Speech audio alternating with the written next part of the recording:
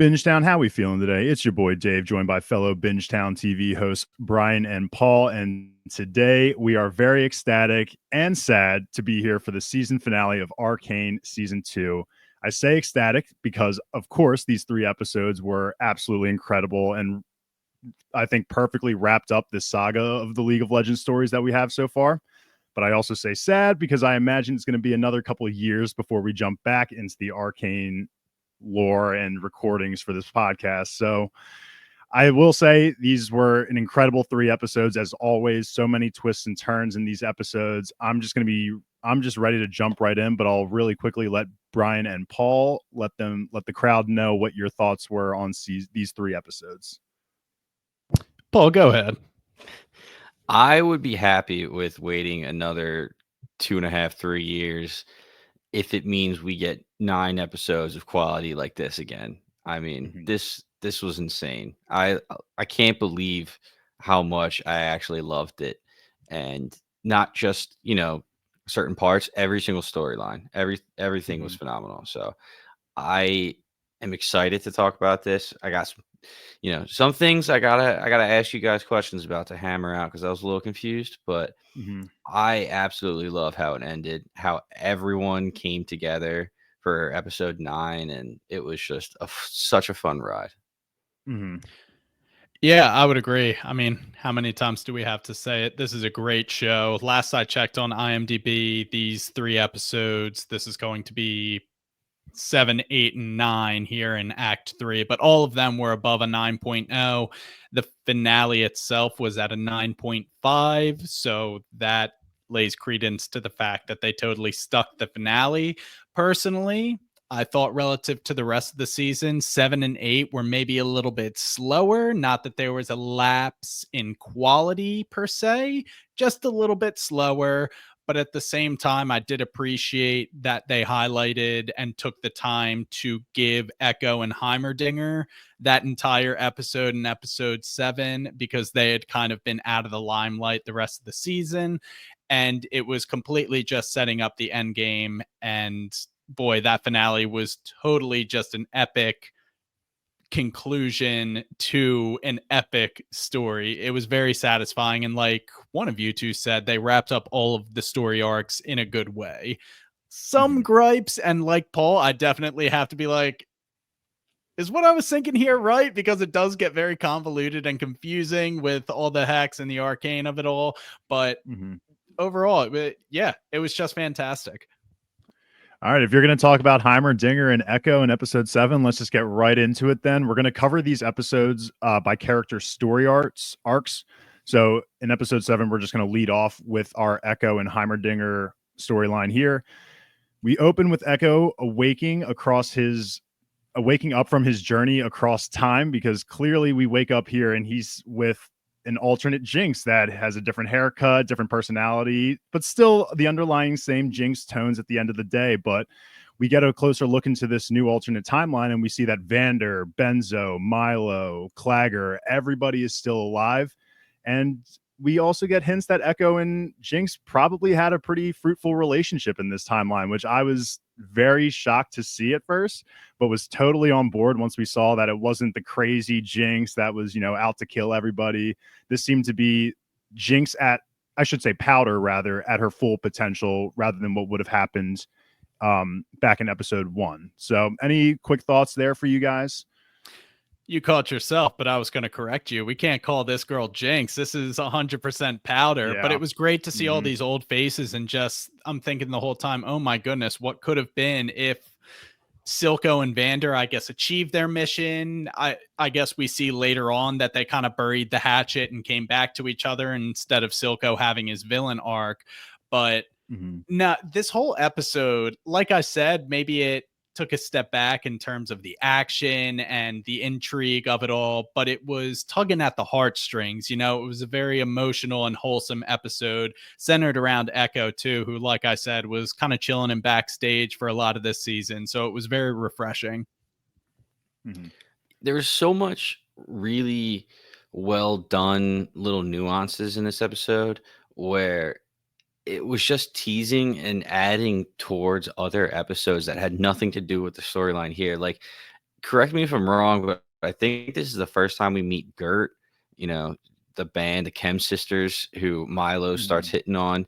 And we don't meet her in our universe until episode 9 when we get all those Zonites recruits, I believe. So, I mean, just that addition is crazy. The parallels that Echo was having while he was walking on the bridge, he looks down, he sees the start of the bridge, and then he has a flash to unconscious Jinx at his feet after the explosion where he almost killed her. And in this universe, they're together. It's crazy. There were so many things that were so well done that I never would have thought you could like throw into this inhabiting another body universe thing. It was because that's done out, but they made it their own in this Arcane way. So it was really, really fun to watch. The one name that we haven't brought up in this alternate timeline is Vi, who Paul's out here fist bumping there. Yeah. Oh my goodness. I thought you were gonna say Heimerdinger, and I thought you were gonna bring up his amazing vocals on his instrument. And then you said Vi, and I was like, oh, never mind. We can get into that really quickly first. So as Echo is getting accustomed to the alternate timeline, Heimerdinger does make his appearance, and we are led to believe we don't know which Heimerdinger this is, but he immediately recognizes Echo as our Echo. And how long has Heimerdinger been waiting for Echo? 1,128 days, 6 hours, and 20 minutes, give or take. And I thought that was so funny. You're absolutely right, Paulie. We do get a Heimerdinger jam sesh here with that really cool looking guitar where it's like buttons instead of strings. He's the man. I love Heimerdinger, man. He's so, I just want him. I want him here with me.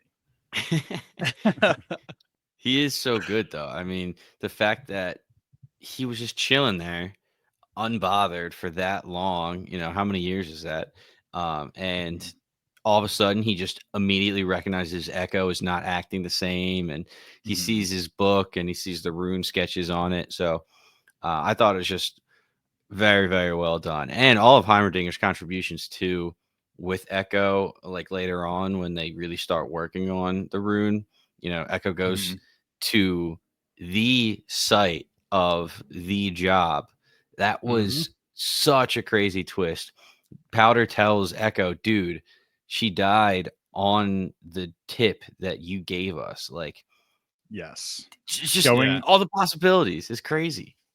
Yep, that is the one name that we had not mentioned in this intro. It was Vi. She had ended up being killed in the job that they had done back in season 1, episode 1, the very first episode. It was just so crazy to see that was like their timeline's moment. It wasn't the big explosion that happens in episode 3, I think it was, of season 1, but this was their big moment for them, and this was the loss for them, which unfortunately for Vi, it seems that her death brought together everyone way closer.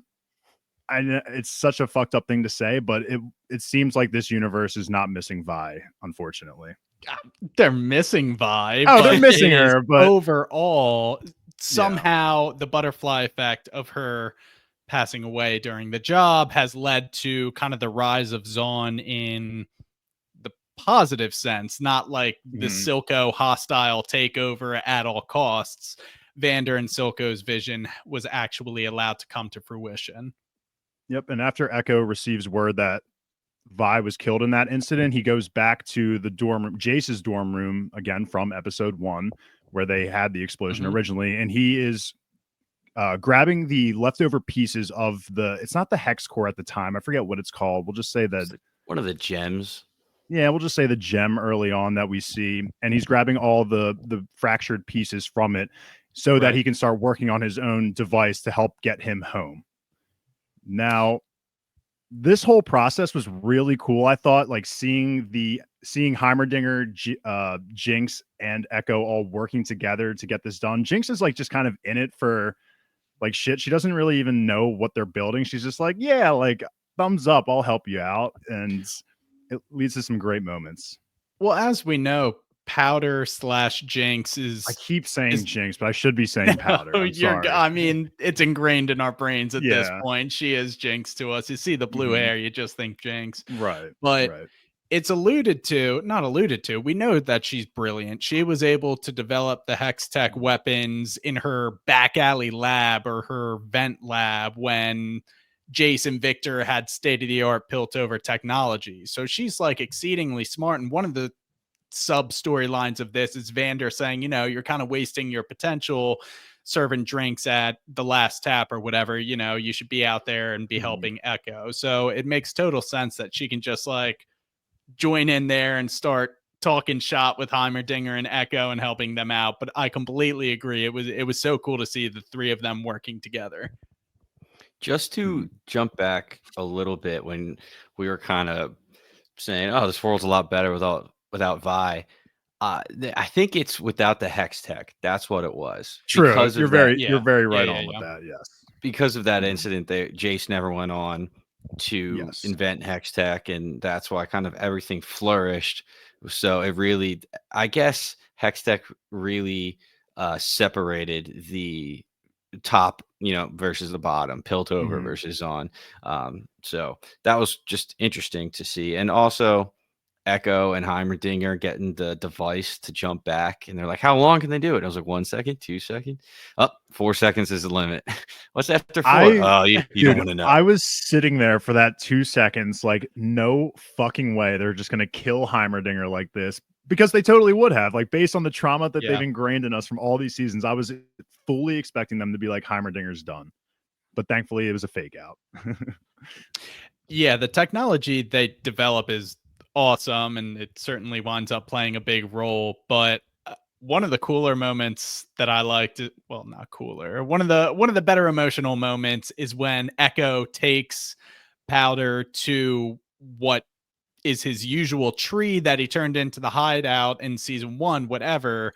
But he goes there and he paints the mural depicting the Vi that he knows from his universe. And Powder's just like, oh my gosh, he looks like a badass. This is so cool. And he's essentially saying, I had this dream where things went different. And believe me, in this dream, Vi was a badass. So that was just a very cool hint, hint, wink, wink.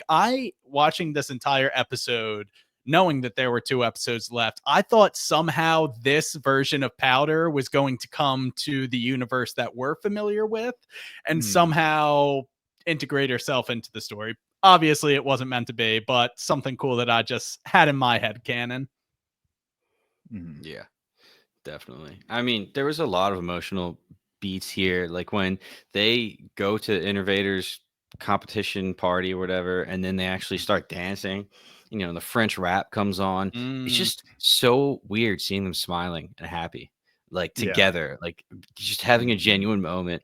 And even afterwards, when she goes to kiss him, and he's like, "Hey, can we like pretend that it's the first time that we're doing this, because it is for me, and I hate you in my universe. Like, I actively tried to kill you, and you've done the same to me. So this is going to take a second." That was really cool. And then the necklace, did that have more meaning? Was I kind of missing something there, or did he just kind of make that for her and she just kept it? Went over my head too, if it did have meaning, but I took it as just symbolic of their relationship in that universe, I guess. And yeah, do you also think Jinx figured it out that maybe wasn't her Echo by the end of it? By the end of it, yes, because she sees the body of like the Echo that she was talking to. Yeah. And it was interesting. In the very beginning, on the second rewatch, we see this Echo kind of like scribbling in his notebook, and everything's normal. And then all of a sudden, our Echo jumps into his body and he freaks out. So at the very end, it's just that normal Echo kind of taking back over. And it must have been crazy for her to look up and see this badass looking Echo who's been through the shit. Like, I was thinking that it's like now she sees like, I guess, the perfect form of Echo, and then she's like looking down at her Echo, and she's probably like, not as good. Even though I'm sure Echo's a badass in every timeline. So the one question I kind of had is the fate of Heimerdinger, who was like in the anomaly when he initiates the machine and then steps out. Was that him saying, I want to stay in this universe, I'm comfortable here? Or was he like sacrificing himself because he knew he couldn't like survive the whatever the anomaly was? So I thought the first part of what you said, I thought it was that he was trying to stay, but obviously his whole body disappears afterwards. That's the thing. So Yeah. I'm like, I'm So, totally lost on if I he's alive, if he's dead. I and I don't know. I wouldn't have thought the death option if they hadn't earlier in the episode shown his like eye coming out when they tried to use the Mhm. time travel machine. Unfortunately, I took it as he is dead. He sacrificed himself to get Echo back to where he belonged. And I only say that because he had the line right before he jumps out of the room where he says, I must say, since I've met you, I've truly lived. Be back in a Yeah. wink. And that just kind of seems like it's like a sacrifice to get him to where he needs to be. But it was so badass because during the montage, we keep seeing him throw the hoses together, and all of it's one last time. Heimerdinger's right there, throws them together, and then boom. So just great build up. They do it every episode. It's crazy. Yeah, I hope Heimerdinger is out there wandering the multiverse and is still alive and okay. But that was a very sad goodbye from us on that end. And at the same time, Echo does successfully, as we alluded to already, that he is successfully able to leave this timeline. So that pretty much covers all of Echo and Heimerdinger's storyline there. We can just hop right into Jace if you guys are ready for it. Let's do it. So, like we had said, Echo and Heimerdinger awaken their alternate timeline. And here we have Jace completely separated from them two in another timeline where everything is completely apocalypsed out. Piltover is completely destroyed, rubble everywhere. There are these human robot like statues everywhere that we aren't sure what they are in that moment, but we do see him wandering the world and they are kind of following him and keeping a keen eye over him as he's making his way through.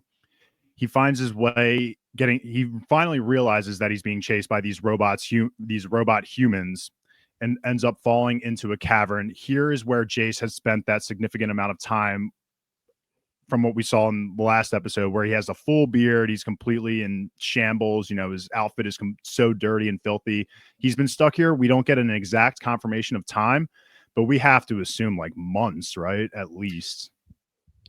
It was definitely a while, and nobody does a quick montage like Arcane. I like how they showed the progression of time, but also they emphasized how he was kind of merging with the Arcane. I mean, he was forced to eat the fauna that was traversing the cavern or the ravine, whatever you want to call it, and they were just all oozing with Arcane, like his hammer was being taken over by the Arcane as if it were like moss growing on it. So I got the impression his leg that was bloody also had like green Yeah. and purple marks to it. That wasn't just normal blood. I was thinking like weeks. Months would be a bit cray, but certainly Yeah. more than a couple days. Yeah, just to get he took apart his hammer, get that leg brace going, and then he climbed out. And even after he climbed out, I'm sure he was there for longer than it appeared for us because he was just hiking and it was a montage. And he got all the way up to, the summit of where it all happened, the epicenter of where it all happened. And he sees one of those robot-ish looking bodies holding a hammer. And Did you guys know right away that we were supposed to believe that that was Jace's body right there? Who else has a hammer, bro? Yeah, exactly. Yeah, and he's My like note looking literally says, "Wonder who that could be." and it was crazy. Just him kneeling down right in front of it, and then just that wizard with the hooded figure right behind, and he's screaming like, "Why'd you give this to me?" Like, and we're not getting any reciprocation from the hooded figure on this episode. We find out there was a conversation later. It's funny how you guys go to weeks for him being stuck down there, because I guess my reasoning for thinking it's months is because I see his beard and I'm like, okay, how long does it take me personally to grow a beard like that? I would say months, if not. I've never had a beard like that for anyone who's only listening. I'm a baby face up here. And so that's why my head went to months, is because I'm thinking of Paul. Like, how long would it take you if you shaved clean to get to Jace's beard level? I don't know, like 2 weeks. Okay, so yeah, he's probably down there for 2 weeks then. That's so funny. Yeah, But that was how I was time. judging it. Yeah, indicator of time there. I just thought it was so cool how the wizard just touches the other Jace. I keep calling him the wizard, but the hooded figure just touches the robot Jace. The robot Jace's eyes move a little bit, and then he hands Dude, over yeah. the hammer. So it's not Mhm. just like it's a statue. You realize that there is moving mechanics, and you're like, "What is that?" And then you find It's out a little bit later. yeah, the framing of this whole show, they did it so well. It just hits like a ton of bricks in episode 9 when it all clicks. You kind of know like 60% of everything that's going on, Yeah. and they keep that last 40. And I guess we can already come out with it. Victor is the mage confirmed. Like, that's kind of Mhm. important for this whole act, but it still hit so well in episode 9. It was Yes. just awesome. Yeah, absolutely. That was one call out that we had that I think it was Paul that nailed it perfectly. I forget who was the first theory crafter of that. Yeah. That one, there was no takeaway from that. It was just so pure satisfaction seeing the hood Mhm. reveal. I guess we'll get there to when we get there, but that's pretty much it for episode 7. If you guys are good, we can just go right into 8, which is Let's going to have a roll it. little bit more content and a little bit more storylines here. We'll try and keep our arrows straight in terms of direction here, but we'll see. So we're going to start off with Mel and Jace here. So this episode, I believe, opens up with Mel reactivating, just recapping what we saw in the last time we saw her, in the sense that she was wrapped around the black roses, and eventually her arcane wakes up, and she finally gets face to face with this black shadowy figure that's been tracking her and has been shape shifting and looking like characters of her past and loved ones.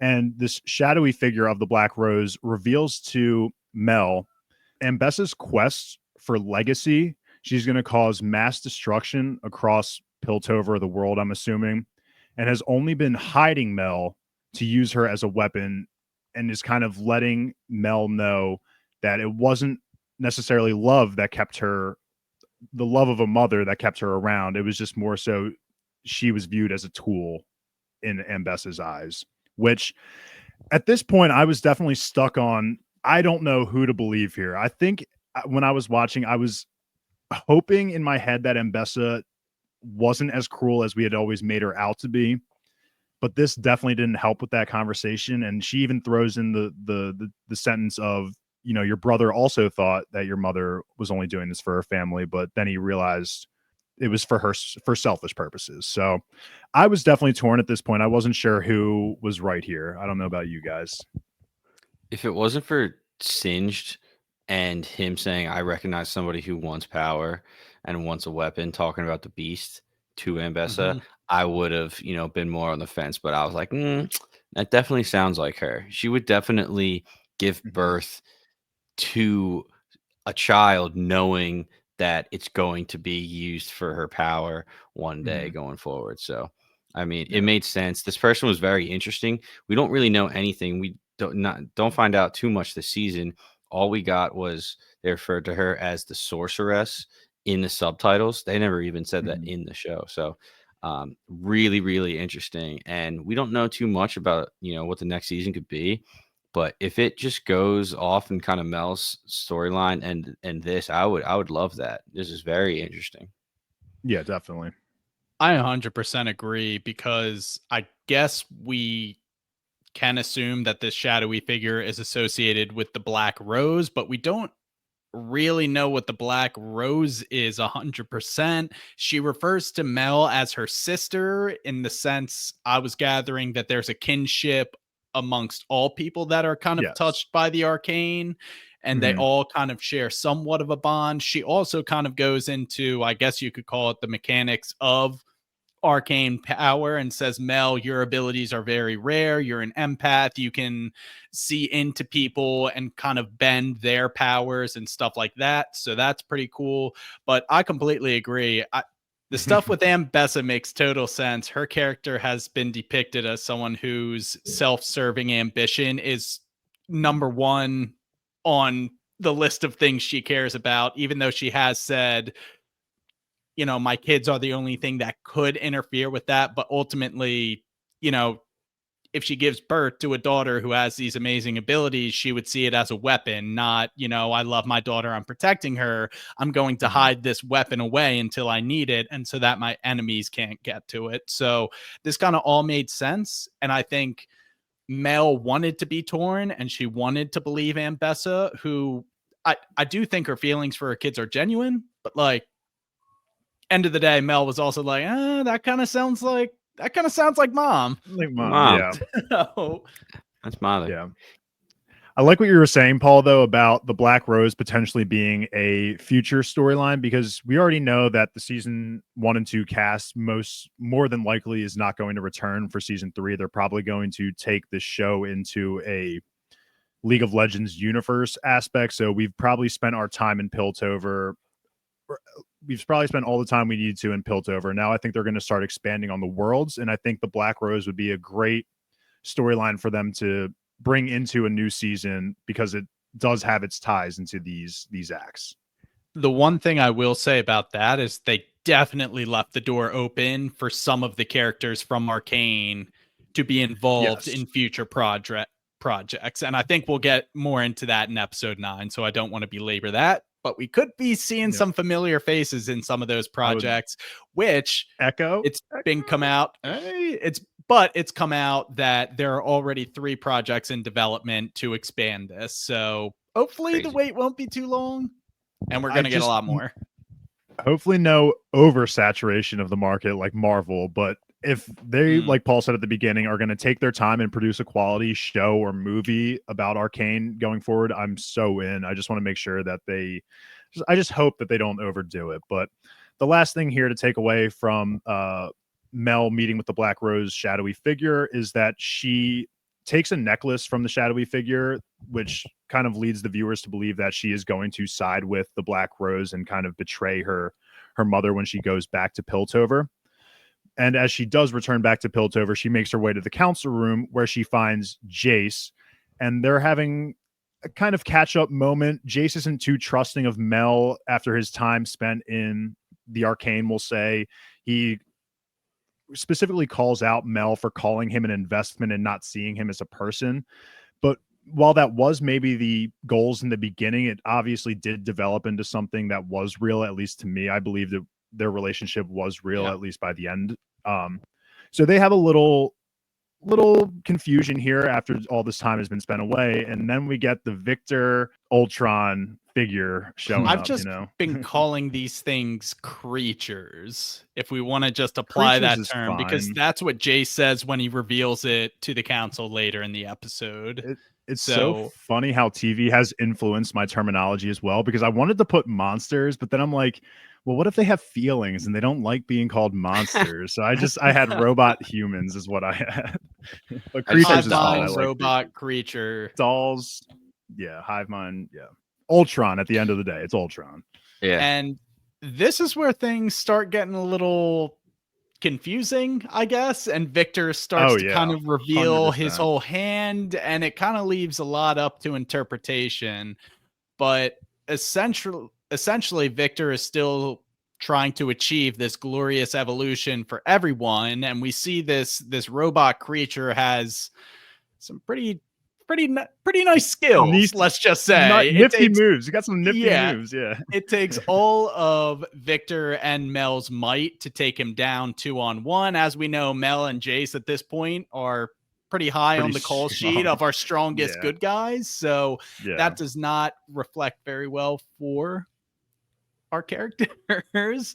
But ultimately it comes out Jace is trying to say, don't go to the Hex Gate, it's not too late to turn back, and Victor is already got the arcane or whatever's talons in his brain. He's pretty dead set on doing it. One thing that I liked that they cleared up here, Mel used her powers to save herself and Jace when Jinx shot the bomb. Yes. I didn't even think about that, but at the beginning of season 2, episode 1, the first thing I thought is, how the hell are you alive? Like, your back was right there. So that was refreshing that they even threw that in there and just kind of cleared that up.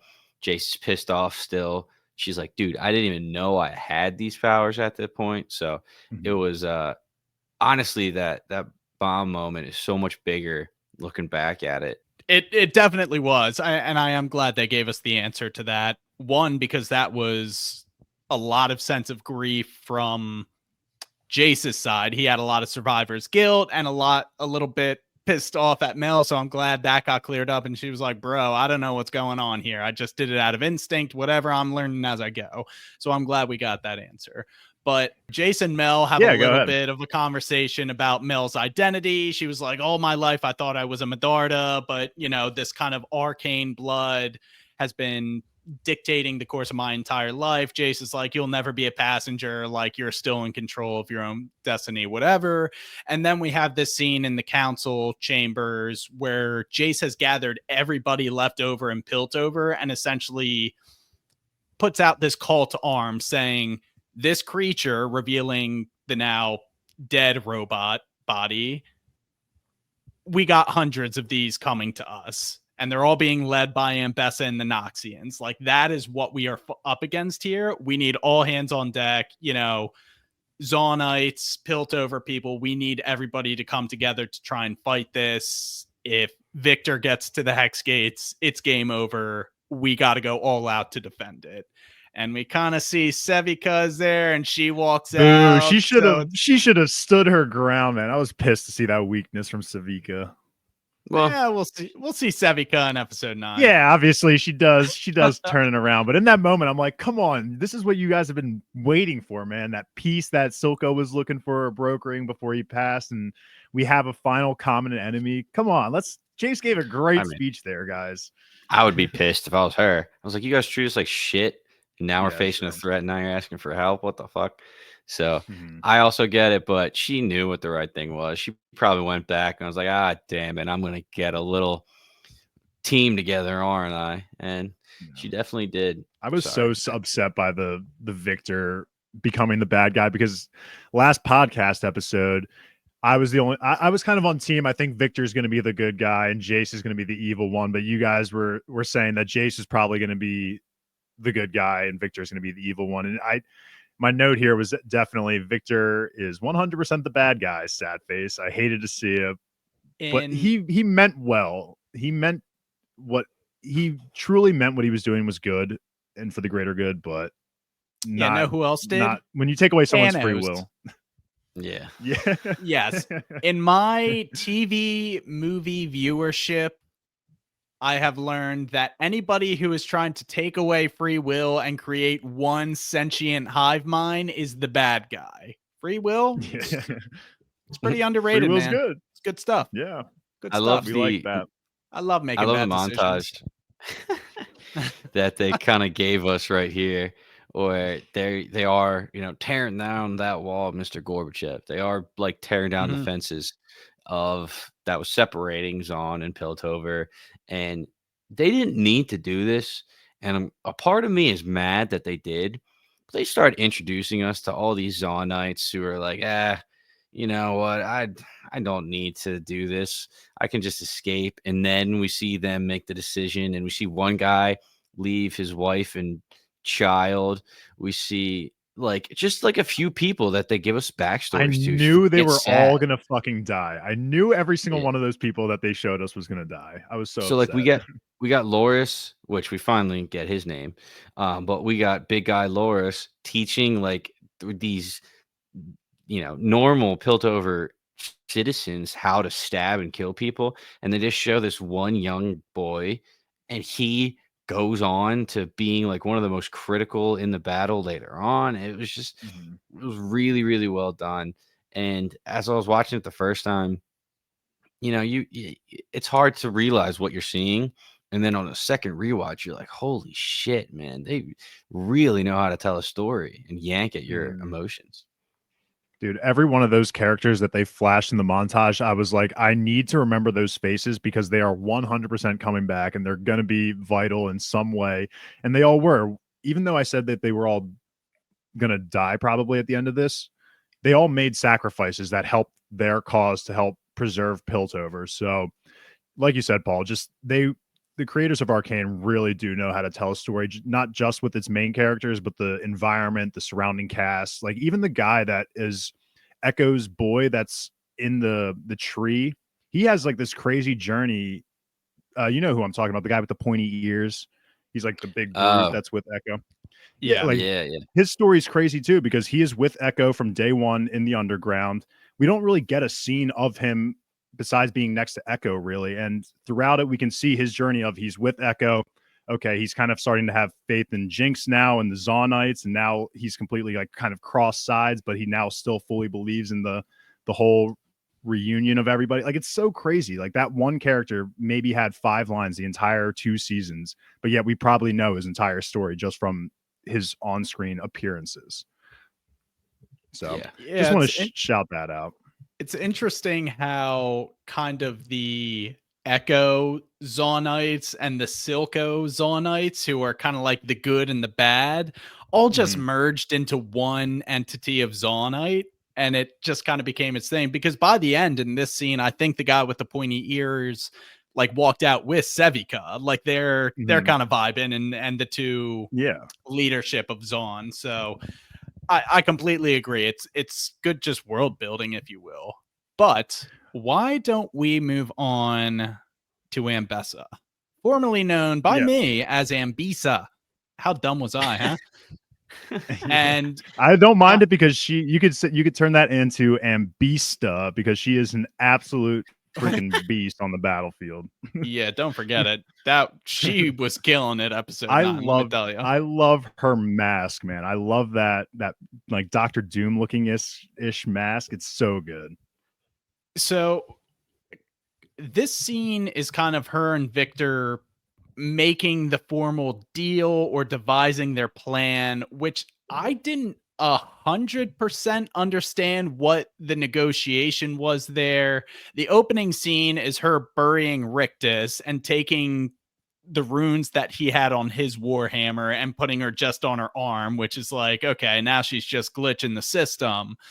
But Singe has Warwick hooked up to the tubes that are connected to, I guess, the cocoon Of anomaly Victor. that is holding Victor. That is kind of Mhm. like his egg or whatever.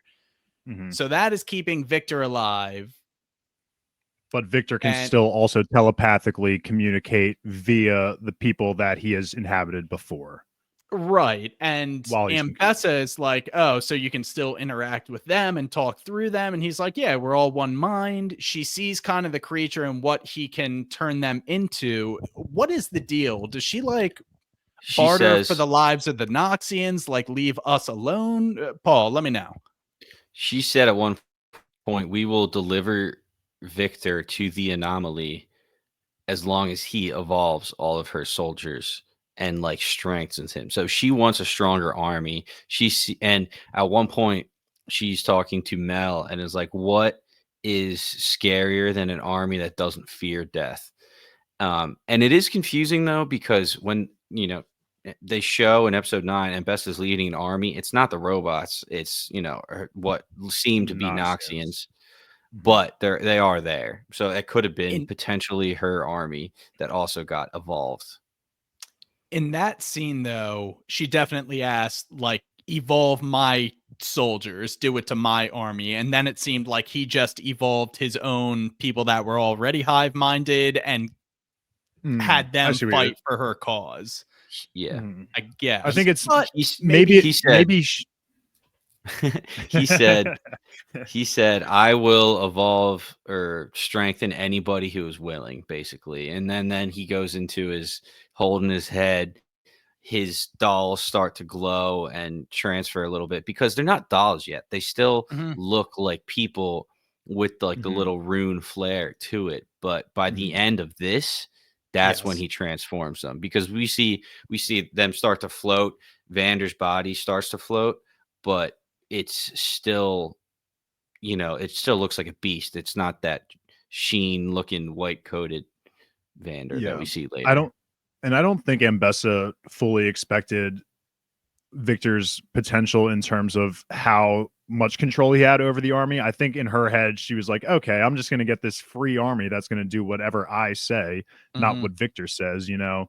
And so that was the kind of deal. And obviously in Victor's mind, this works out for him because this is just free people to add to his great evolution. So it was a win-win-ish for both sides at the time, but obviously Mbessa played her cards a little too much. Just to go back 2 seconds, we were talking about how they're burying Rictus. What incredible writing that they just show Rictus's coffin standing upright, not horizontal. And what that means to all of the Noxian soldiers and their view on life, like never go out, like laying down, like still standing up even after death, is all that I'm taking just from a 2-second scene of them showing the coffin standing right up. So That's absolutely, felt very I didn't even see that. Asgardian. Yes, I absolutely loved that whole funeral scene for Rictus. And then her grabbing the runes too. And then, the next scene that we see when Mel walks into her camp for her last time trying to bargain with her mother is literally Mbessa throwing the runes in the fire as Rictus did a few episodes earlier and just charging them up for this final battle. So just so well done, man. God, I thought she was about to punch the living shit out of Mel because she was wrapping him around her hands. I thought she was in that moment, like aware that Mel had awoken her powers and was bracing herself for a battle right there. But peace for now. Peace for now. Mel does try to plead, like you said, Paul, to have Mbessa just leave Piltover altogether, but she chooses to stay in for her own selfish reasons, obviously. I like that Mel kind of called her out and tried to confront her for everything she learned from the Black Rose, and Mbessa doesn't even hold herself accountable. She's like, "Oh, the Black Rose, they're just liars," and she denies like being the one that let Kino, the brother, die. It's just she is just Mbessa, man. She is a force of nature. But I guess as this scene progresses, she shows Mel the army, and it's like, it was cool how they did this because it's Warwick's blood combining with Victor's essence, whatever, that allows these robots to be created from the original followers. But they kind of show it, one, in Warwick's mind, those watercolor animation come back, and it almost seems like those memories are fading away. So ultimately Vander is now 100% gone once he is consumed by Victor, and then Victor gets, I don't know, a glow up or a glow down. Yeah, it's definitely a full-on mix of the Beast and the Arcane. So Victor's got a brand new look, and that's kind of his scenes for this episode. He gets that look, and I was 100% bought into the Victor is my main. I was like, this is badass, dude. He does look just so cool. The way his like head like splits, like his face splits, and he gets that like TV shaped mask going over him. It really was badass. And I can't imagine playing the game, seeing that, knowing that as a character, and then watching Victor episode 1 and being like, oh my God, like, is he, and knowing he's going to go all the way up to that. How the hell is that going to work out? So I can only imagine how rewarding this is for, longtime players, because like you said, Dave, I have in my notes, every time we get one of the characters and they're in a new outfit, I'm like, new skin, like pay to play. Skin, like, baby. Yep. Yeah. It's so funny. Everything is so perfect. I can't believe it was a video game first, and then they turned it into this incredible story. That's why it's the best video game adaptation of all time, and it might hold that crown for a very, very long time. Who knows? But the last storyline we can cover, at least here in episode 7, is going to be Vi's quick scenes here, which get a little spicy, so we always like that. But Vi is now waking up herself after the events of episode 7 with the blast, with Isha, Jinx, all of them being there. She is in Piltover, just in one of the maybe Kate's house or whatever, but she does end up seeing Kate, and Kate lets Vi know that she had to arrest Jinx. Well, she didn't make the arrest. I think she was more so stunned from everything going on, and people around her just naturally made the arrest on Jinx. Jinx surrendered. But Jinx gave herself up. Yeah. And that definitely confused Kate, but Vi is definitely taking out a lot of anger right now, just on the basis that she hears that Kate arrested Jinx. But she learns a little bit about what actually happened in those scenes, and it was very emotional, man. this was just directly again after the aftermath of Isha's sacrifice. And of course, Vi is furious because she knows that Jinx, in a way, has kind of reverted back to powder, but the world is still asking for blood, obviously, because of what she did. It's a very complicated situation here. Well, and as we see in the next scene, and you were right to say Kate was caught up in the moment. Jinx gave herself up, but Kate was still processing everything that she didn't have the presence of mind to call off her soldiers from making the arrest, is what it sounded like. And as we see, Kate isn't 100% anti-Jinx anymore. Jinx just saved her life, as we know. So Kate goes to visit Jinx in the jail cell, and just pretty much any scene with Jinx's hair sprawled all over the cell floor, I was just like, you're just the coolest. Keep on doing you, baby girl. Just You're the best. But yeah, she's down bad in these scenes, but Kate is down there just being like, come on, take accountability. I'm not even going to take it to trial. Just tell me what you did, all your wrongdoings, own up to them, and we can make something happen here. But Jinx is kind of just wallowing in self-pity here in the cell. Yeah, a lot of small things here that really make all these scenes. Just to go back a little bit, Loris got some lines where we actually got his name for the first time. Thanks for giving him lines for the first time in the whole show, the episode right before he's about to die. I mean, yeah, what the fuck? Also, I love that Vi storms into Kate's office freaking out. First of all, Maddie's there. Get the fuck out, Maddie. You know, go check on my dad or whatever. We are so anti-Maddie now. I'm so glad we can absolutely hate her, but go ahead. I can't wait to get there. That was crazy. But Vi comes into this office like so pissed off. Kate's trying to calm her down. Vi's screaming like, Ambessa just, that war pig oinked poison in your ear and you just ate it. And Kate was like, I know. And Vi was like, oh, I wasn't expecting you to actually like own up. And that really like kind of brought Kate's current attitude into perspective. She knows that she was being brainwashed. She was being led astray. Now she's trying to do the right thing. She was talking about Jinx. All Jinx cared about was getting Vi to safety, and then she was going to surrender. Exactly what you guys are saying, trying to figure out what the hell to do next, right? So yeah, that last conversation was nice. She goes down there, doesn't get a whole bunch out of her, but we see her in the cell. And that's just perfect for when Vi goes down later on. I mean, we got a scene in between where, you know, she's talking to Silco. Does she have a gem in there in that cell with her? I think that was real. I don't think that was supposed to be like her hallucinating that, because I think that is the same gem that she uses at the very end in the bomb for Vander. But I thought she definitely swallowed that thing, and I guess where she got it from, I don't know, because we know Isha had two.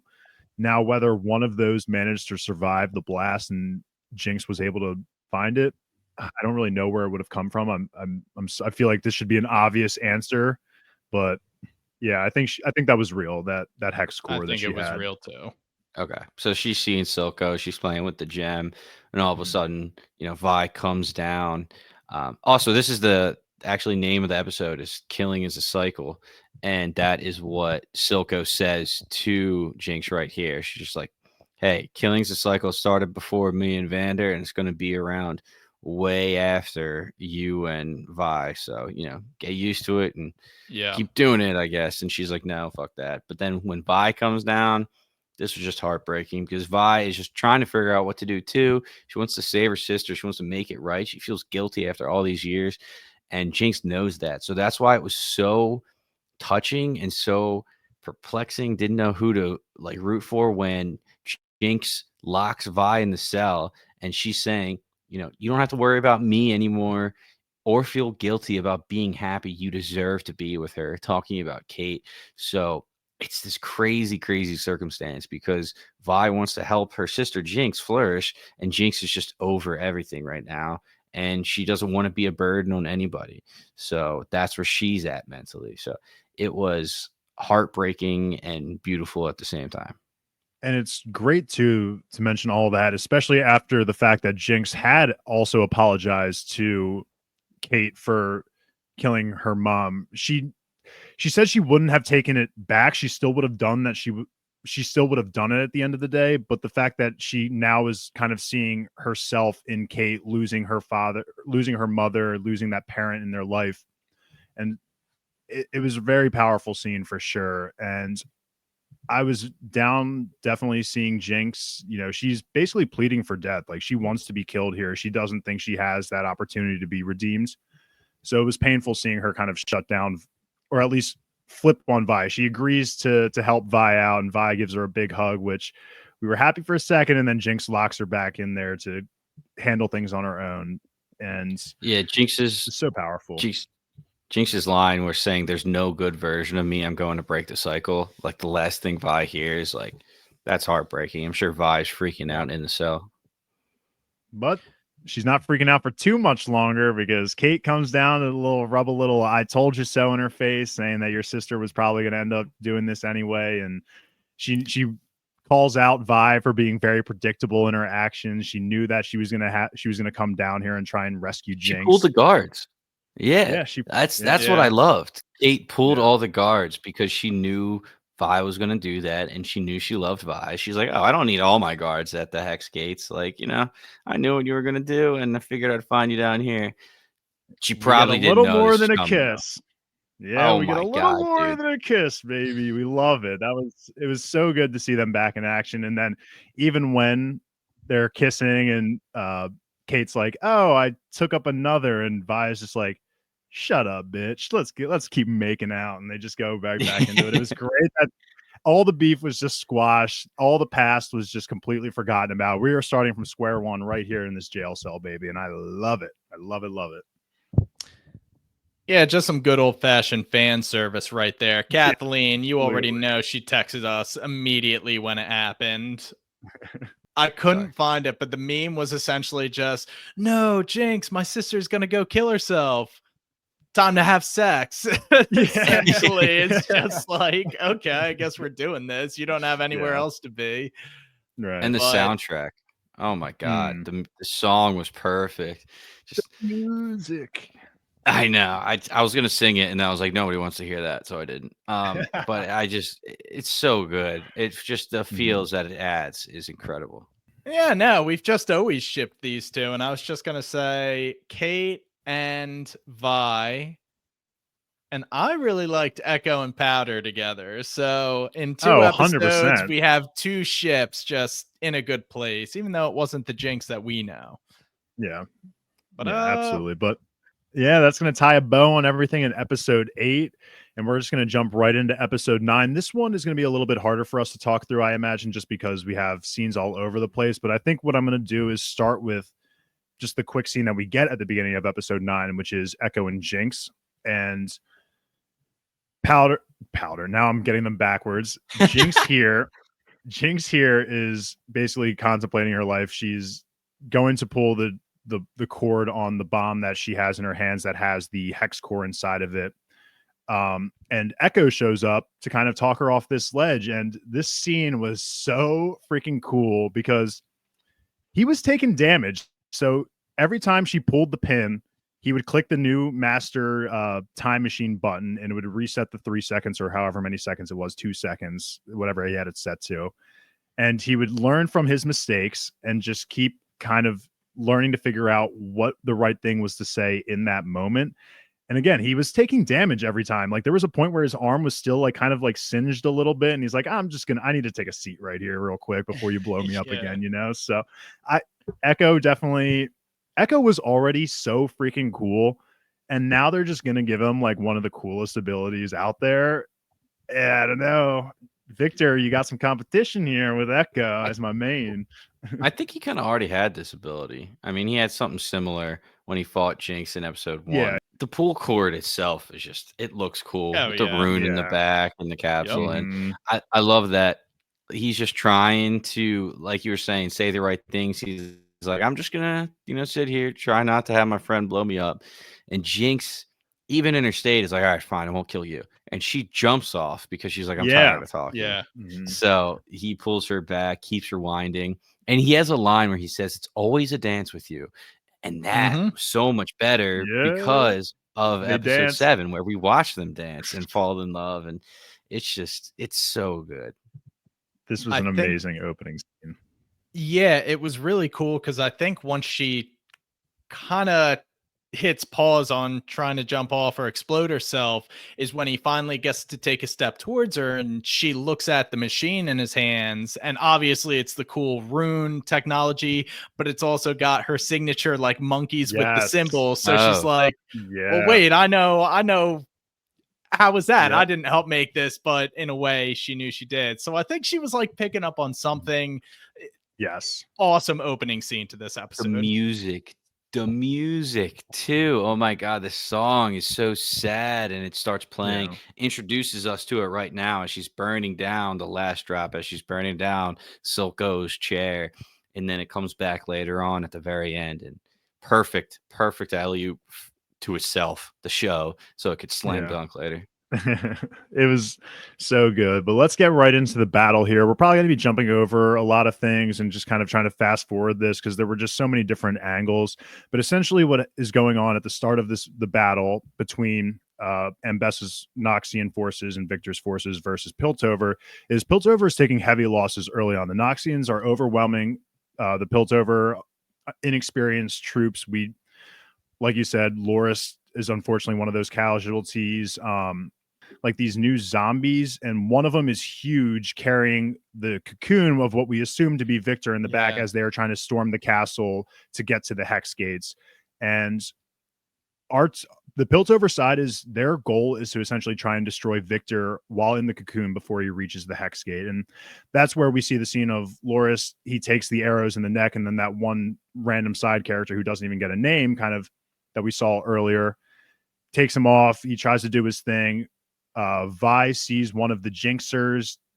She tries saving one of the Jinxers, but she ends up dying in her hands. So just really brutal for Piltover at this point in time. Everyone is losing somebody, and there's really no positives. It's just pure chaos for them up until the point until Jinx's arrival. Well, the one positive is that Ambessa looks like a freaking beast with her chain axes. Are you kidding me? What a legend. They extend from her fist. Like, I don't even know what those were, but those were some beautiful weapons. I was like, I could rock those. You say Victor's your main, and I might be an Ambessa main. She is a damn tank. There. If she wasn't so clearly a villain, I would stand like there was no tomorrow. She is just a monster. And when she like absorbs, Kate tries to snipe her. She absorbs like 3 shots in a row and just looks up at her. Obviously she can't hear, but it's just like, very bold, child. She's just so cool. It's so good. So cool. The one enforcer who Vi is trying to save, she's carrying her. That's how we get thrown into this. It actually ends up being Gert, who we met. Yes, it was in Gert, the other universe. So, and at one point we'll have Kate sneaking up with her little squad, and one enforcer will like throw Gray at the Noxian forces. That was the dad that they showed leaving his wife and child, and it's just like they did it so well to actually make you feel the horrors of war, and in a second like everything changes. So did you guys catch what Gert's sister's name was? No.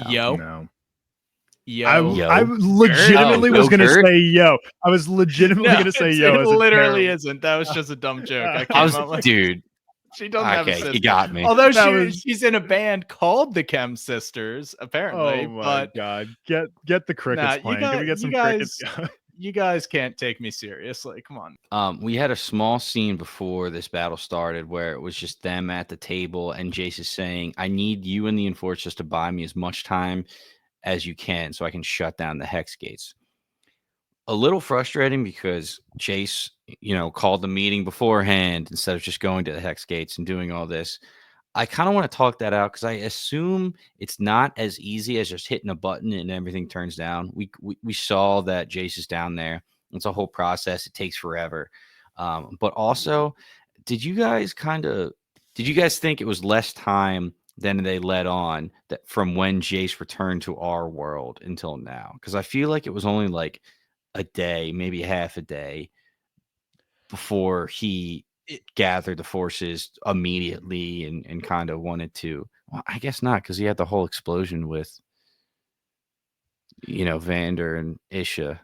It couldn't have been very long. I got the feeling it was probably within like 48 hours, something like that. But even that seems like it was on the longer end, because realistically, he really just had kind of that conversation with Mel, the confrontation with the Victor robot. And That's what it then was. maybe in the end of that day, he was like, okay, I've seen the creature. I know Victor's plan. I need to, one, rally the troops and get every able-bodied person possible to make a defense army. And like, we don't see him at all during the battle. So once he Mhm. got everything organized, and I guess the final scene where he was still organizing was the opening scene with Vi, Mel, and Kate kind of planning the defenses. After that, he just booked it to the Hex Gates. The timeline is a little wonky, but yes, now that I'm thinking about it, I was just like, bro, get to the Hex Gate, destroy it in any way you can. You answered it right there. He didn't know he needed to shut down the Hex Gates until Victor's doll showed up and tried killing Yeah. them.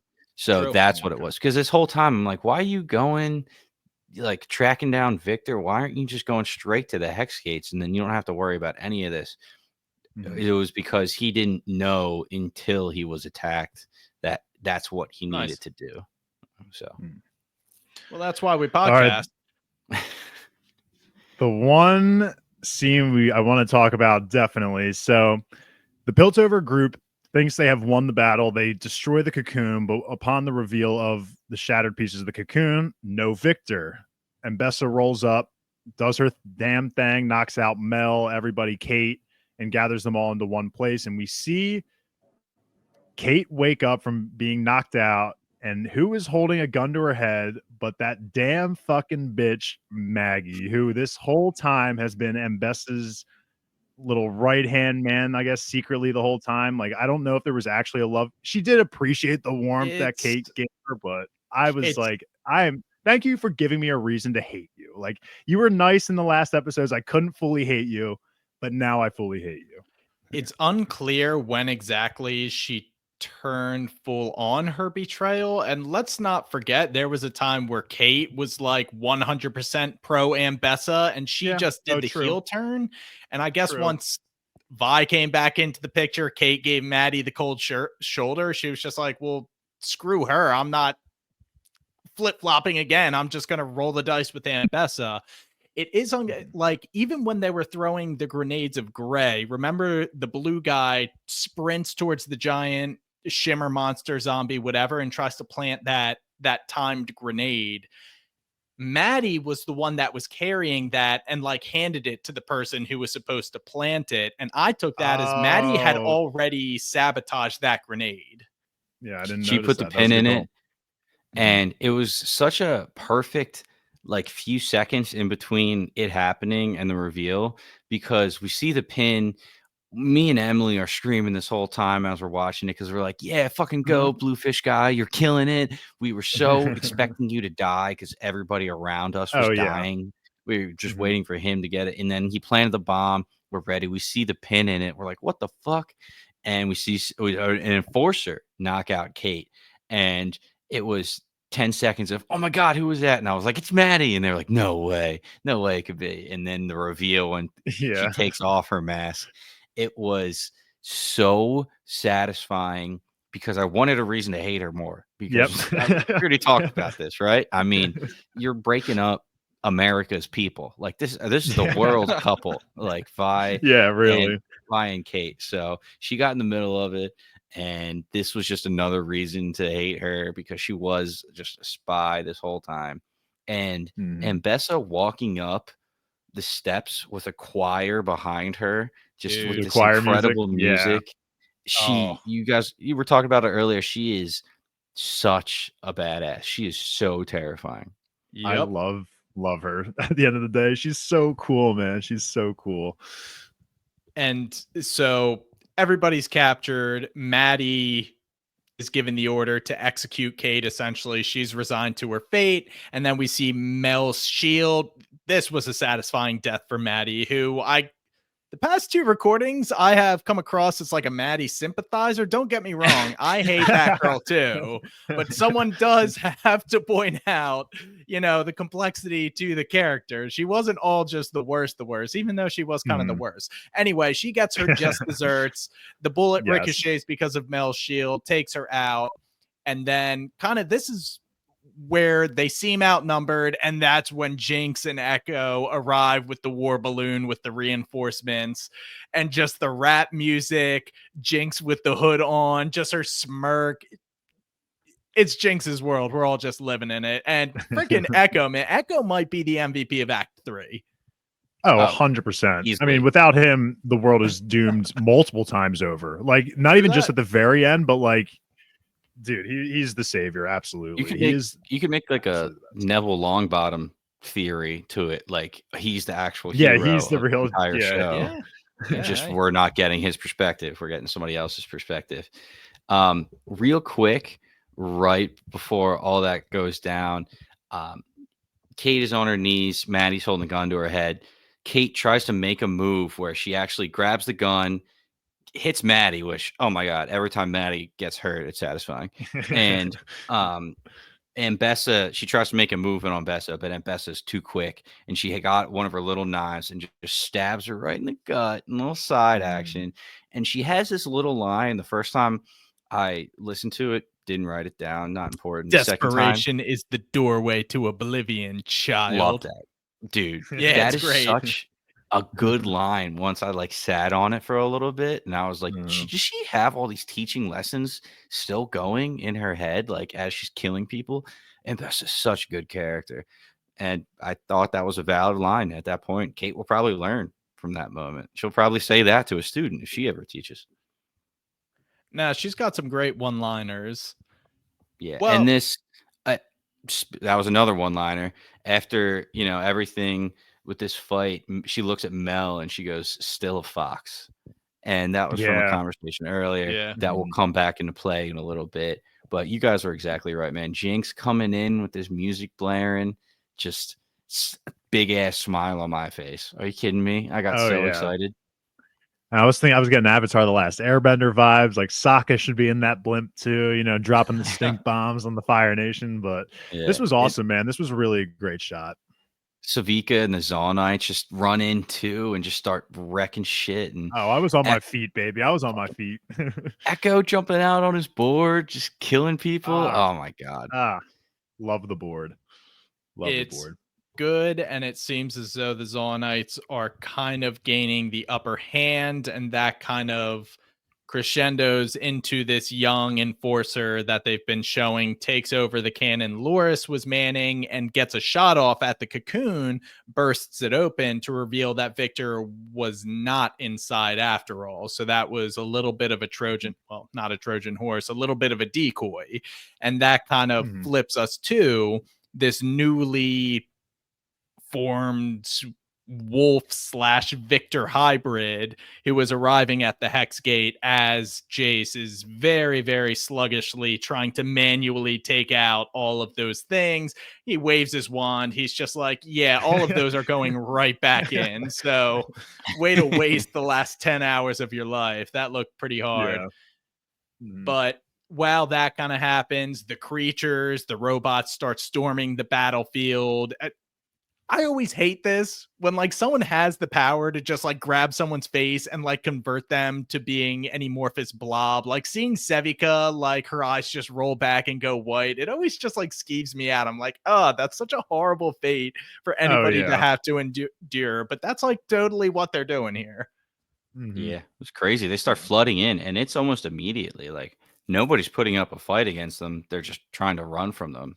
It was absolutely nuts.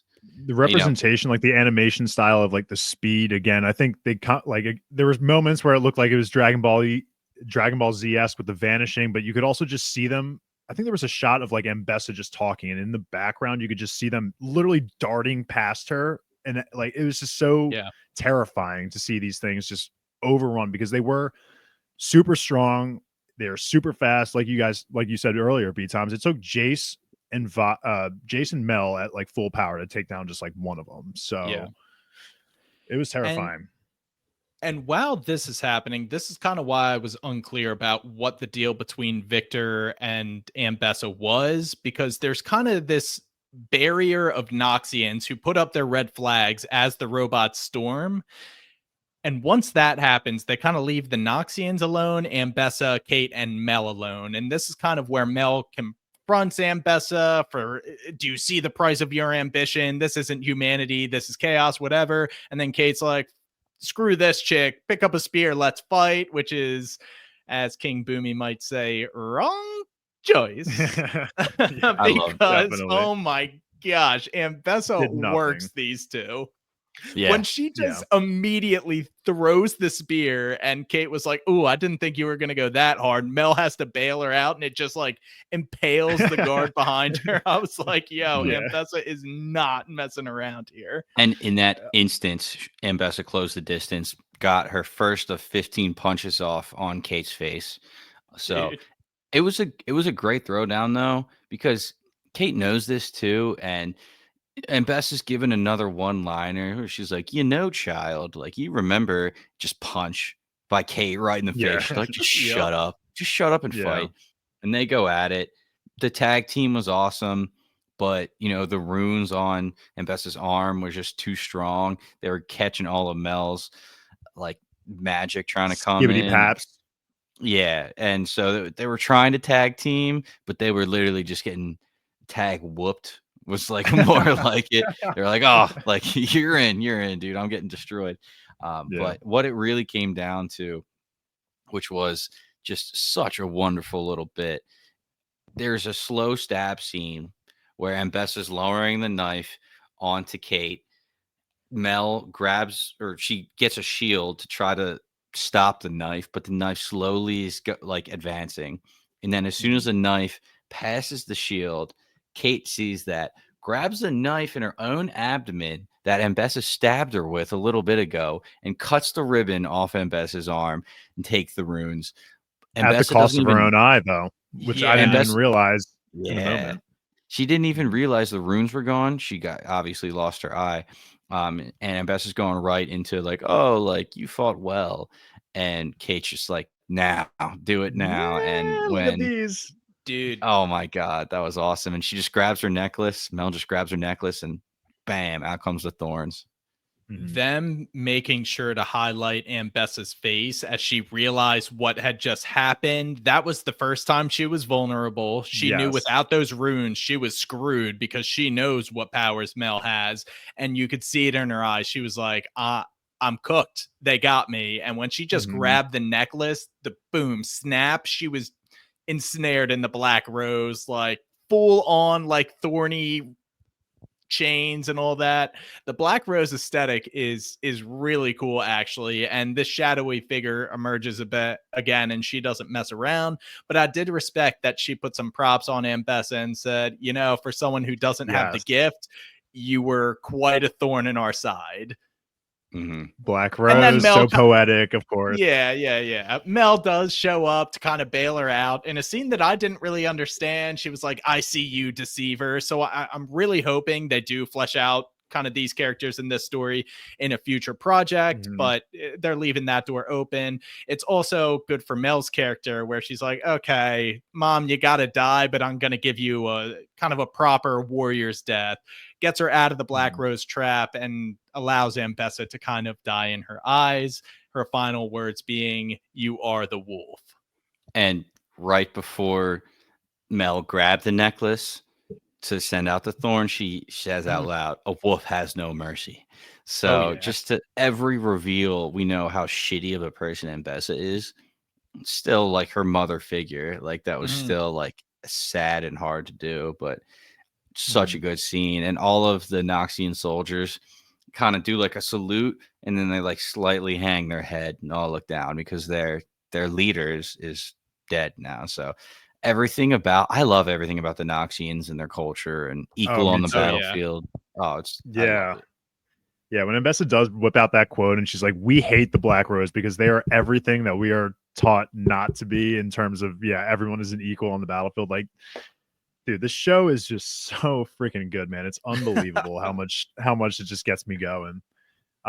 If we want, we can quickly just glance over, at least for now, just the fact that Jinx, Vi, and Echo they are now confronting Warwick, who is completely, like we mentioned, decked out in his new armor clad. He has completely no memories of ever being Vander at this point.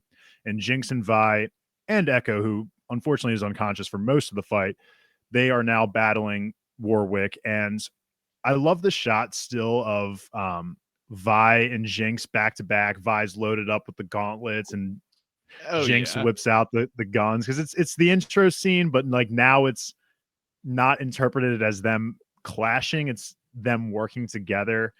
And of course Warwick was such a problem for them. I mean, here is specifically where that use of speed was, I thought, so cool. Like Warwick is just there, he's not, and he's just in their faces. And Jinx is so quick as well. She's able to react, and the eyes, man, are glowing. It's such an emotional battle, and they really do a great job. But I just wanted to throw that little in before we get to the Victor and Jay stuff and then the aftermath.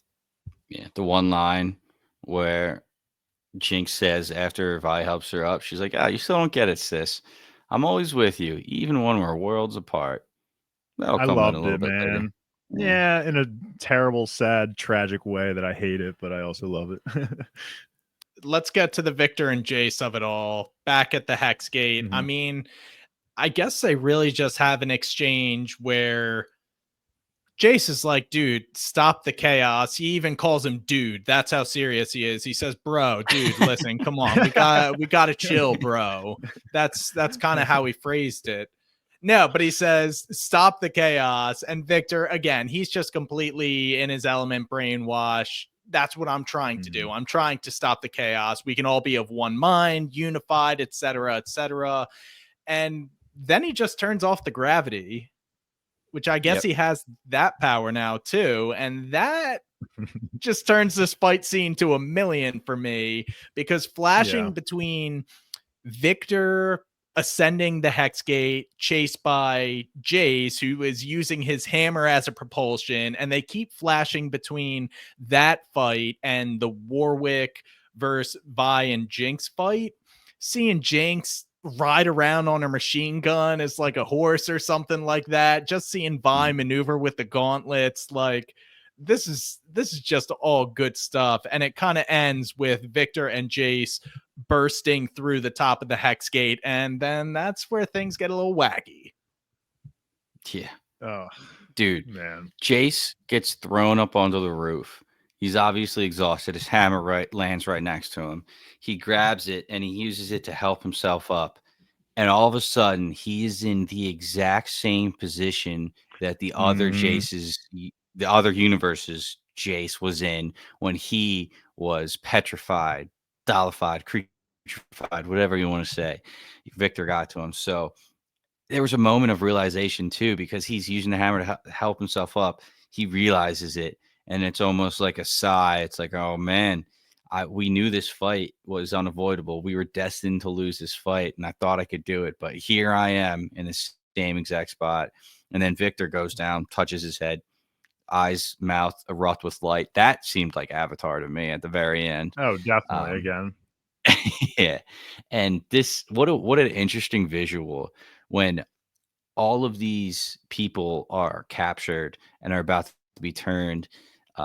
They have these threads come down on top of them. Victor finally reaches the rune and activates it and has, like these ethereal threads go right to their mind, ready to change them all. And it created such an interesting visual in his plane, where when Jace kind of was turned, he looks and he sees all these golden lines, all these golden threads, and then just fucking Victor in full god mode in space.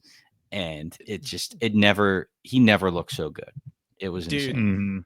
That frame might have been the coolest shot in the entire show for me. Just seeing God Victor like behind that orange light. I know exactly what you're describing here.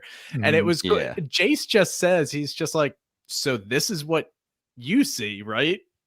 He's just taking it all in. And I like how this whole scene is a Victor and Jace scene, obviously, but I like obviously Victor allows Jace these couple minutes to converse with him, like kind of inside the ether, before he fully just turns into that blob of light that everybody else immediately turns into. So I appreciated that. You can even see, like, even at his worst, Victor somehow still subconsciously has like an appreciation for Jace's influence or kind of his input into making all of this happen. Still sees him as a partner. Definitely. This conversation was so high level, but so logical at the same time, because Victor's trying to explain to Jace, like, I know their minds. They want better lives, but their emotions clash with reason, humanity's contradiction. And Jace is going in after that saying, oh my God, now I finally see you've always wanted to fix your weaknesses, but there's beauty in those imperfections. They made you who you are, an inseparable piece of everything. So just this heartbreaking conversation, but they're also defending each other's sides. And Jace finally goes, I wanted to give the people Hex Tech, but right now all I want is my partner back. And that's a little bit tears. Maybe I was, dude. Tears streaming down the face, man.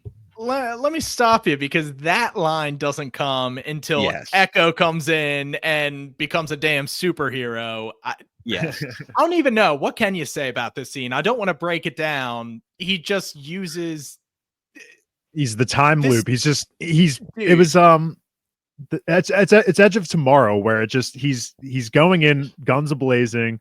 He learns from he learns the moves of what the opponent's going to do. He rewinds time so that way he can legitimately figure it all out. But then he gets captured. There's a point where he can no longer use the 2 seconds or 3 seconds or however long he has to rewind time. He's still being captured while he's rewinding time. He just says, fuck it, we got to crack the code, baby. We got to break this thing. We got to break this thing loose. He cranks that machine all the way up and just slams that button and pulls the trigger. And he throws and he gets him out of it. And then he ends up being able to throw the time bomb, which is now completely distorted from taking on that much effort to go back that much in time, throws it right at Victor. And that basically allows Jace and Victor to have this next conversation where Victor's humanity kind of peeks through, which is how I kind of took it a little bit. It clashes through his mask, and it's no longer really the Arcane talking on behalf of Victor. If you want to think of it like that, it is now kind of Victor seeing with his own eyes what he's done. Brilliant. Echo Man is Echo. I love him. The capsule is coming. The capsule of the Wild Rune is coming right at Victor, and he's just looking at it. He's like, that device cannot be.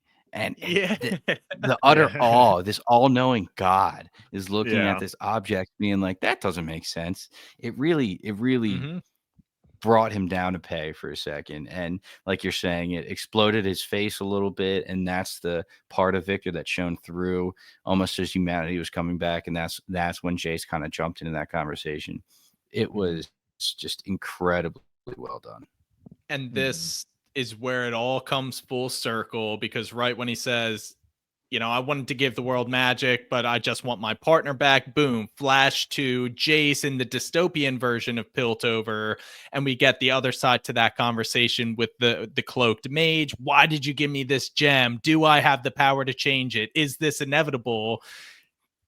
And the shadow, he just turns his face and it reveals that it's Victor. And I mean, one, it's fantastic. Here's the quote. He says, I thought I could bring an end to the world's suffering, but when every equation was solved, all that remained were fields of dreamless solitude. There is no prize to perfection, only an end to pursuit. In all timelines, in all possibilities, only you, Jace, can show me this. And it's a tearjerker, because this, even though it was Victor in the future that was the mage, this is the first time that our version of Victor is seeing all this. It all hits him like a ton of bricks. He kind of rejects the beast, the arcane of it all, and kind of removes that mask and embraces his humanity, and just has this moment with Victor where it's back. They're partners again. Yeah. Victor just starts to sob. He's behind Jace watching this memory, and future Victor reveals that to him, that I achieved my dream, and all it was, you know, endless solitude, dreamless solitude, and Mm-hmm. he was broken, and he immediately jumped back and is like, Chase, you should go. I need to finish this. And we're getting a montage this whole time when he's saying across all timelines in all possibilities, and we're showing this hooded figure drop the rune into young Jace's hand, but every time the rune is different. It's a different, Yeah. like, etching. So he's trying to find what he can change to give Jace a chance to create the perfect future. But in every future, he learns that it's the same. It's just at the end, it's just Victor by himself. So this dream is not, you can accomplish it, but you will never truly accomplish what you desire. So it was so good. And it was rewarding because in the Echo and Jace episode, in episode 7, we saw Jace talking to this hooded figure saying, why did you give me this rune? Why do you do all this? We don't hear a response. All we hear at the end is Jace saying, send me back. I will make it right. So when we finally do see the conversation, I was just goosebumps everywhere. It was so rewarding. I think you guys I mean, put everything so beautifully there. I have no other things to say besides that Victor and Jace have definitely become one of my favorite bromances ever, for sure. Just from day one, when Victor saw Jace and saw his ideas and the potential that he had, Victor knew that that was going to be his homeboy. I I yeah. gush over these two absolutely. Like, I honestly root for these two as hard as I do for Kate and Vi. I know they're not like love interests, but honestly, I wish it took to that next step, because I think these two are just amazing and they're just so good together. Honestly, They There are some they in the fandom on Twitter who are certainly oh, I'm speculating, sure. Dave. I I'm think sure. it might be a little I'm sure. hopeful. I think it's just a bromance, but like, I mean, Jason Yeah, Mel, but yeah, yeah, definitely Jason Jason Mel. Mel and Yeah. also Victor and Sky was her name, I yes. believe. So Mhm. Mhm. But it was beautiful moment when, they say we finished this together, and mhm. Dude. Ugh. Jace clamps his hands on top of his to hold a rune, as that it was Jace's rune that he gave back to Victor, Mhm. and that was the where they were drawing on the power to fix everything from. And they, even when they were just holding their heads together at the very end when it was all done, and it was like a sense of peace. And then we see in the real world, time's kind of frozen, but all of a sudden Victor and Jace just get sucked into the rune that was in Jace's wrist. And you know Yeah, one of those things that we're gonna just have to theorize if they're alive or not. Are we gonna see them again in future seasons? I think I'm with you on B Toms that there are definitely enough storylines. I feel like that they have to bring some of these characters back. Like, there's just Well, no way that they can just cut out some of these people.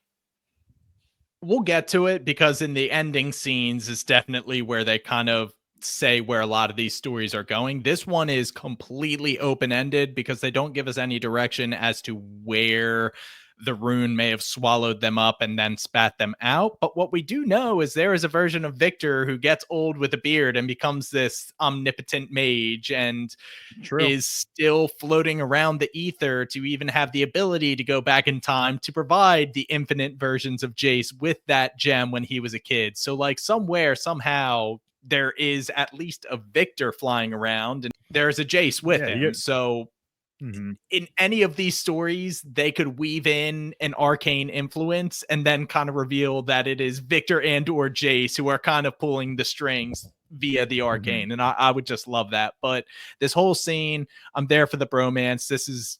It was a very emotional scene. And I just kept thinking, like, when they hold in that embrace, essentially accepting their fate, let's finish this together. I just kept going back to the scenes from season 1 where, like, they both like saved each other, man. The am I Oh yeah, interrupting something 100%. is just like Mhm. these guys are bros. Like they used to just be two like student scientists trying to change the world. And somewhere along the way, they both lost themselves. And I'm glad that Mhm. here, at like the end of all things, whatever the hell you want to say, they're just together, finally Mhm. trying to make it right. It's excellent closure for their stories.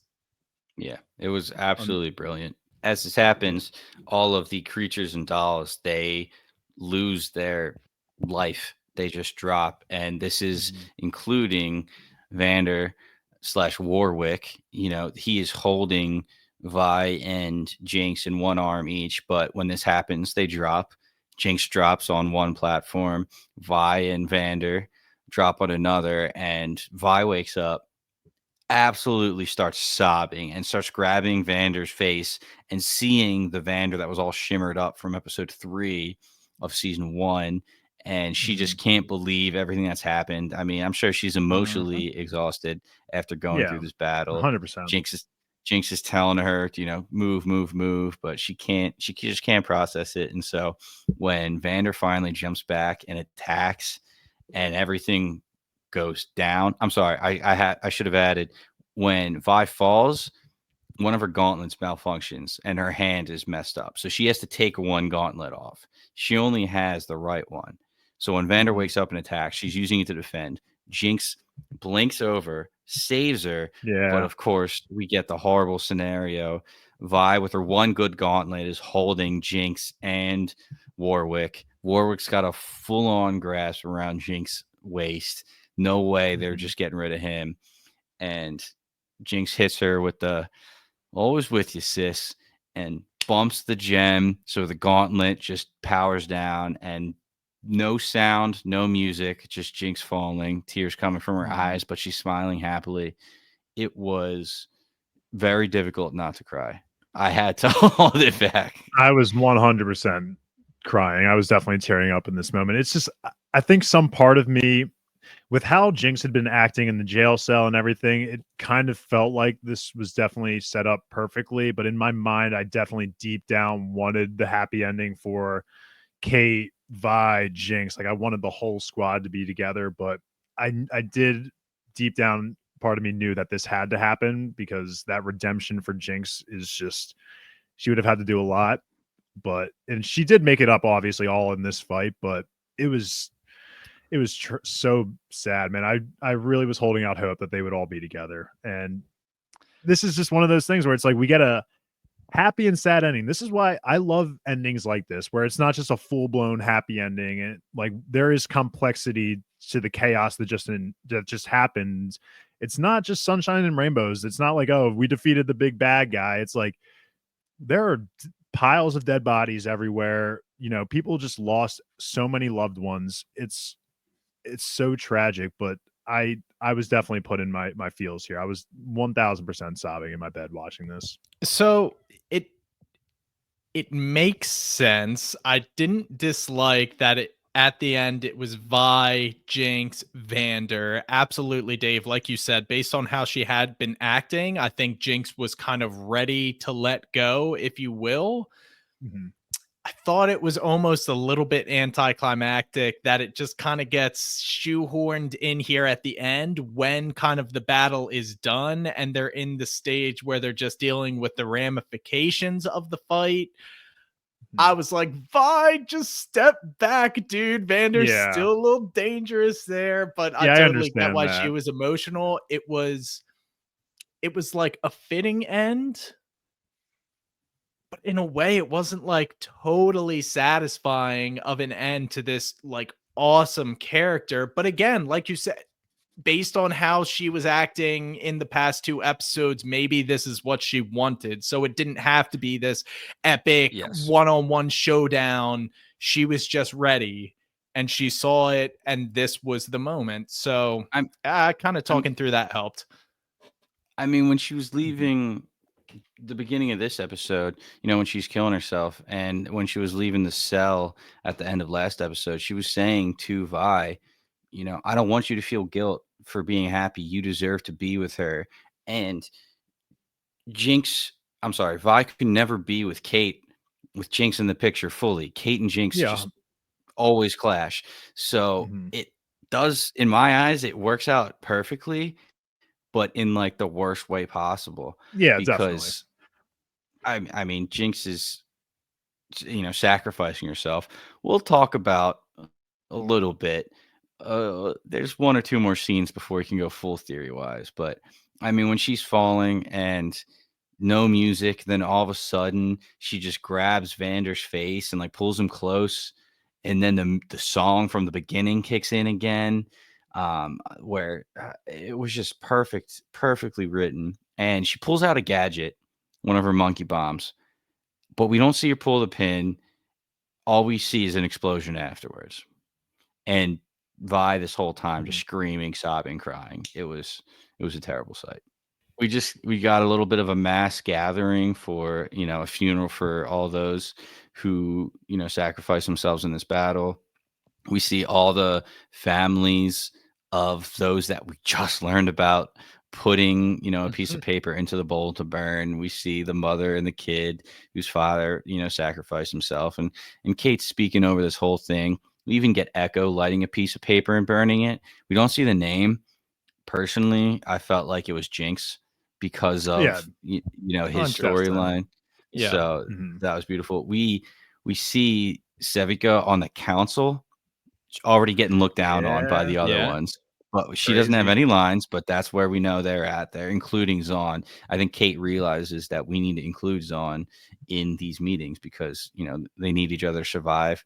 We see Singed with what looks like a creature version of his daughter. I think it is his daughter. It might be his wife, whatever. We were debating daughter or wife. Yeah, so I have loved one in my notes. Yeah. Victor 100% made that for him or healed the body that it had in a coffin. That must have been their deal because Singed was like, hey man, I'll give you Warwick's blood, like bring you back to life, basically saved Victor. And this was Victor's, gift to him. Say, hey, here's your never dying daughter, because that's all that Singed wanted was a cure to death. And that's what Victor's dolls were. People that never feared death. So that was amazing. And then really quickly, we get Mel in her Noxian armor, looking at her mother's mask. We see her whole fleet. She is now leading the whole fleet. I am so damn disappointed Mel didn't put on that fucking mask. She was looking at it from the inside too, and I'm like, put that fucking thing on right now. I want you to do it right now. And she didn't do it, and I was like so upset. I was so pissed. It was very Daenerys Targaryen heading over to Westeros at the end of what was that, season 5? Just the fleet. And my assumption, I feel like we're getting into theory territory. One of the other projects they're coming out with will take place in Noxus. So I am hoping it is just when Mel gets back, how she is going to steer that country and what direction they're going in under her leadership. I'm assuming she's just going to assume power, being the daughter of Ambessa, but I think that would be a really cool story. For those listening, I was just winding it up really hard because that's just so hype. If we get just Nox's storyline, I'm all in, baby. This show is so great. It's so good. So we saw like a 3-eyed raven, well, 6-eyed raven, I guess. I didn't. The Omen. So like whatever. They were pecking at something in the trash, and then it glowed blue. So I assumed it was one of the Hexgate gems, one of the regular ones that, whether that be Jinx's or whatever. I forget what we don't actually see it. We don't actually see it, but then we also see this raven fly along the Noxian fleet. So I wonder if it somehow delivered it back to Mel. So that's just one thing to put on the table for the future, because it was in there for a reason, right? And couldn't tell you what it was, but just something to put on the board. We haven't met anyone that like had like control over ravens, right? That weren't like using them to view things, right? Like, was that the Black Rose by any chance, do you think? Well, I mean, at this point, Mel is a mage herself, so she's the only one I can project might have done that. To what end she would want to bring Hextech back to Noxus, I'm not sure. It could be the shadowy deceiver character as well. Like, I don't think she's dead, and I think especially if the Hex core is obviously related to the Arcane in some way. This is like a new form of Arcane, let's call it that.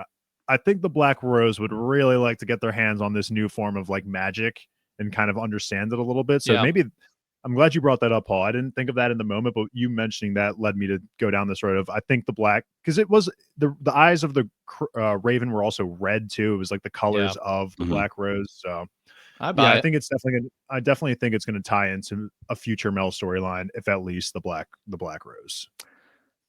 Love it.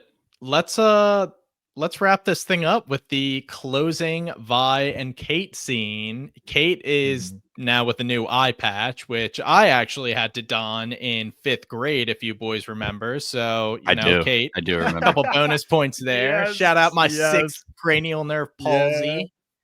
That's what they call that. But now Kate looks a little bit cooler than 5th grade me with her eye patch. She's looking over her family archives. I'm not entirely sure. It definitely was the Hex Gate. I'm not sure if that was supposed to be showing us something other than Vi I and think her it's a blue ultimately herring do too. leave. Okay. Blue herring? I Red think- herring?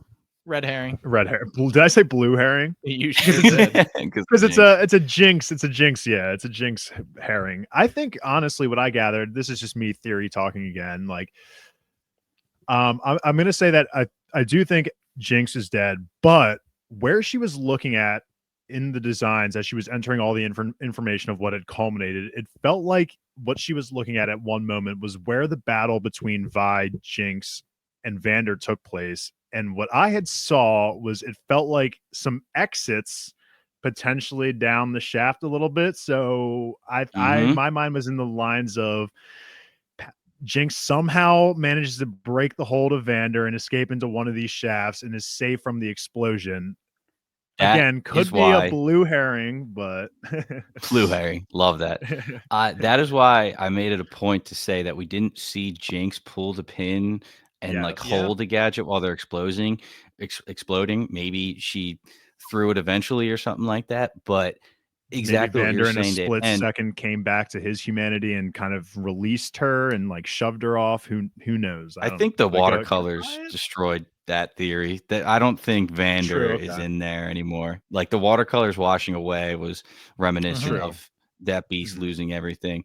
But exactly what you're saying. It showed, the bottom of the globe area at the top of the building where they fell through, and then it widens up, and then they showed air ducts and cooling systems going off to the side in every side of below. So this actually came in, Jay, our boy Jay, if you're listening, this is your theory. Watch the finale, talk, converse with him, and this was actually his explanation. Went back and watched it, paused it. Totally checks out. And while Kate is looking at this, she's holding the top of a monkey head from Jinx, one of her gadgets. Right. Oh, so she's definitely searching for Jinx or looking for her. Yeah, she's not giving up yet. She's definitely not. She, without seeing the body, she's saying she's still out there. And then we chills, get guys.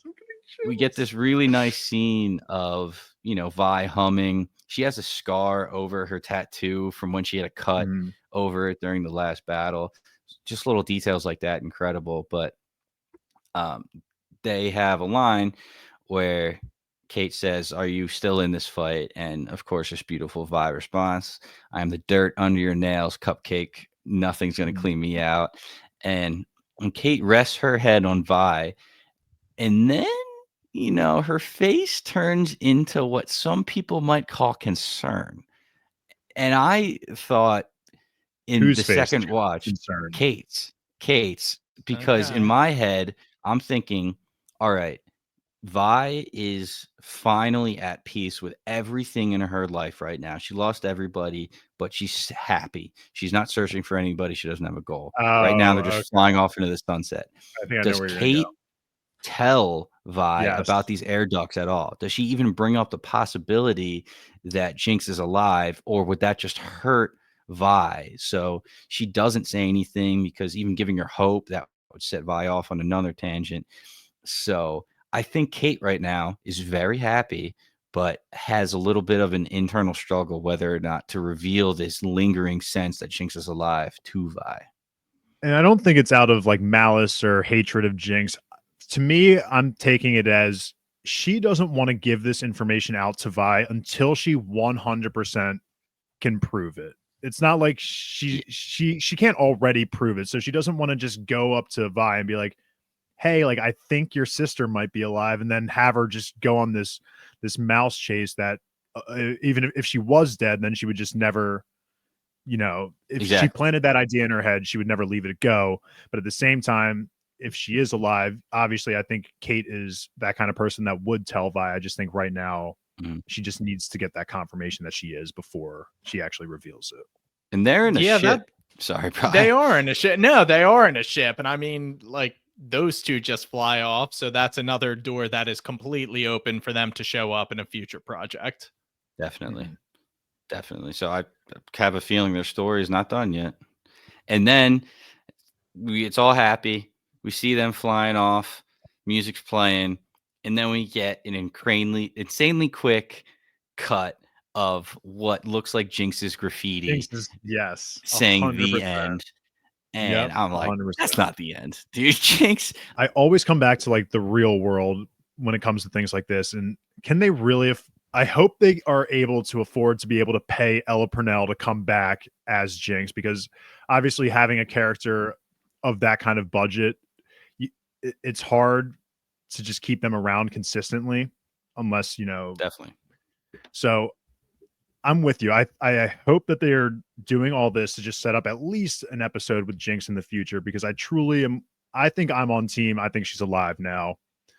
But again, if she is left dead, I think that's still great. Either way, I think the story can go on without her, and it's still going to be told 10 out of 10.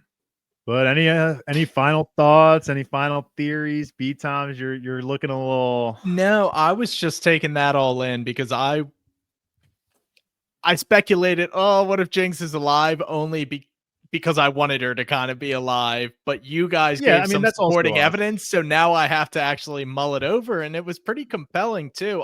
Definitely the graffiti saying this is the end is a little tip of the cap, but no, Paul, you were making some good points about kind of the air ducts and the hex gates, the look of concern on her face, the internal struggle of do I tell her, do I not? And it's also like Jinx clearly doesn't want to be found. So does Kate even think that is her truth to tell Vi and reveal, even if she thinks so?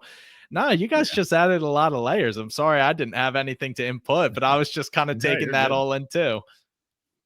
No, That's all love I it. got. I mean, that's the beauty of the show. There's so much going on, and they're throwing so much at you. You need to watch it twice to pick up, Oh, a yeah. majority of it. So the rewatch value's there. I want to go back and rewatch this final fight scene, this whole battle. Oh yeah, 100%. All righty, well that's going to be it for today's episode coverage, and I guess for now, the Arcane coverage. If you like what you heard, give Bingetown TV a follow on all of our socials at Bingetown TV. We're on X, Instagram, YouTube, TikTok, the works. We got a lot going on right now. We, of course, are now wrapping up Arcane, but we're getting into Dune Prophecy. We just wrapped up From. We have Dexter Original Sin coming out. So a lot of good things, a lot of good diversity on shows that you guys should be able to check out with us. Be sure to Seven join our season 2. Silo. coming out. Silo season 2. I'm even Yeah. on that, and I forgot to mention that. So Silo season 2, definitely give that a listen. But lastly, be sure to join our Discord and chat with us about everything that you're watching with us or anything that you're watching on your own. We love to hear your suggestions, and we're always down to talk some theories and get your guys' opinions on episodes that we've watched as well. So lastly, for our podcast catalog, check out bingetowntv.com. It has a nice organized list of all the shows that we've ever covered on the podcast. That's bingetowntv.com. And if I didn't say it enough, once again, we are Bingetown TV, and thank you for listening.